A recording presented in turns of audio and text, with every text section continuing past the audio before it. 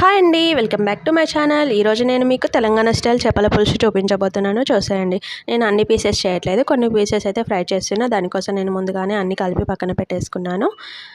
కొన్ని పీసెస్ అయితే పులుసు చేస్తున్నాను. దానికోసం చింతపండు ఒక హాఫ్ అన్ అవర్ ముందే నానబెట్టి పక్కన పెట్టుకోవాలి. అండ్ ఇలా ఫోక్కి గుంచి ఒక ఆనియన్ అయితే ఇలా కాల్చుకోవాలండి. దీంతోనే మనకి పులుసు అనేది మంచి టేస్ట్ వస్తుంది.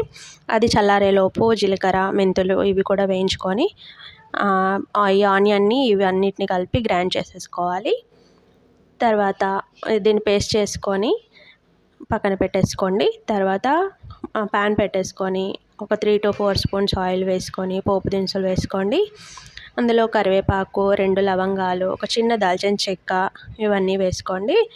పోపుకి కూడా ఒక ఆనియన్ తీసుకోండి, పచ్చిదే ఆనియన్ వేసుకొని మంచిగా ఆనియన్ కూడా గోల్డెన్ కలర్ వచ్చిన తర్వాత అల్లం పేస్ట్ అండ్ పసుపు కూడా వేసుకొని మంచిగా ఫ్రై చేసుకోవాలి.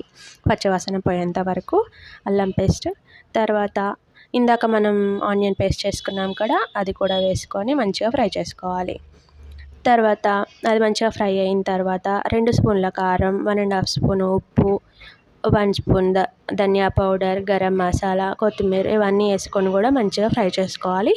కారం, ఉప్పు అనేది మీ టేస్ట్ని తగ్గట్టు వేసుకోండి. ఇది మా టేస్ట్ని తగ్గట్టు నేను చెప్పాను. మీ టేస్ట్ని తగ్గట్టు మీరు చూసి వేసుకోండి. కొంచెం కొత్తిమీర వేసుకొని మంచిగా అన్నీ కలిపేసుకొని తర్వాత ఇందాక మనం ముందే తీసుకు పెట్టుకున్నాం కదా చింతపండు రసాన్ని, అది వేసుకోవాలి. మరీ తిక్కగా తీయకండి, మరీ చిక్కగా ఉండొద్దు, మరీ పలుచగా కూడా ఉండొద్దు, మీడియంలో చూసుకోండి. చిక్కగా ఉన్నా కూడా పుల్లగా ఉంటుంది. సో ఒకసారి కలిపేసి ఇలా మంచిగా మరిగించుకోండి. ఒక 10 to 15 మినిట్స్లో మనం పులుసు అయిపోతుంది, ఇంకా మనం స్టవ్ కట్టేస్తాము అనే టైంలో ఫిష్ పీసెస్ అయితే వేసుకోవాలండి. ముందే వేసుకుంటే అయితే ముక్కలు అనేది విరిగిపోయి పులుసు అంతా ముళ్ళులు పాడైపోతుంది.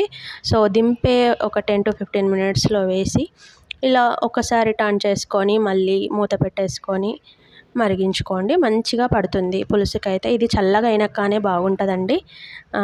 అవును కదా, నాకైతే చల్లగా అయినాకనే ఇష్టం. ఇంకా నెక్స్ట్ డే అయితే చాలా బాగుంటుంది. ఇలా ఆయిల్ పైకి వచ్చిందంటే ఇంకా మనకి పులుసు రెడీ అయిపోయినట్టే. లాస్ట్లో కొంచెం కొత్తిమీర, మసాలా వేసుకొని ఒక 10 మినిట్స్ మూత పెట్టేసుకొని సర్వ్ చేసుకోవడమే. అంతే. Thank you. సబ్స్క్రైబ్ చేసుకోండి.